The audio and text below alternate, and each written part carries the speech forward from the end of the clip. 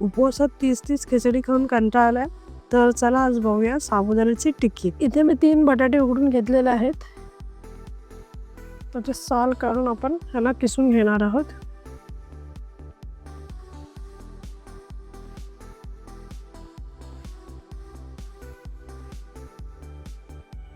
इथे बटाटे किसून झालेले आहेत. तर आता आपण साबुदाणे घेणार आहेत. साबुदाणे मी इथे 2 ते 3 तास भिजत ठेवले होते.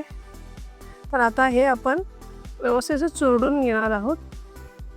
साबुदाणे चुरडल्याने काय होतं, जेव्हा आपण साबुदाण्याचं काही पदार्थ बनवतो तेव्हा ते साबुदाणे तेलात गेल्यावर ते फुटत नाही.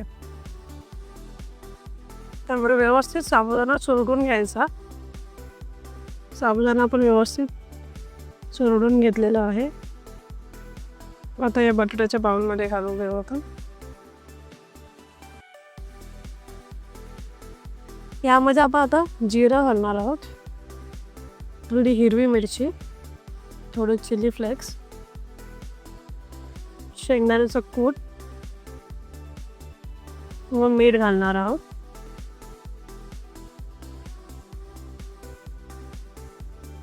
टिक्कीसाठीचं साबुदाण्याचं मिश्रण आपलं तयार झालेलं आहे. तर आता आपण हाताला तेल लावून घेऊया.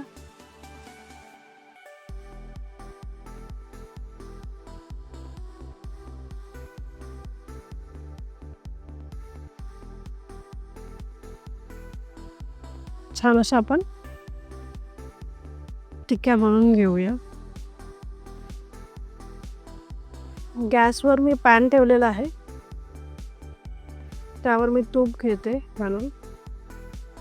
ज्या आपण टिक्की बनवून घेतलेल्या आहेत ते या तुपावर सोडूया.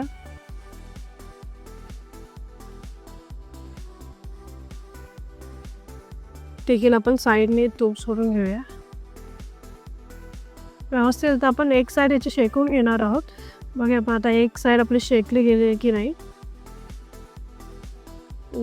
व्यवस्थित शेकली गेलेली आहे. अशा प्रकारे साबुदाण्याची टिक्की तयार झालेली आहे. तर तुम्ही रेसिपी नक्की ट्राय करा आणि आमची रेसिपी कशी वाटली नक्की कमेंटमध्ये सांगा. आमच्या मानव किचन चॅनलला लाईक, शेअर आणि सबस्क्राईब करा. धन्यवाद. अन्न हे पूर्ण बनवून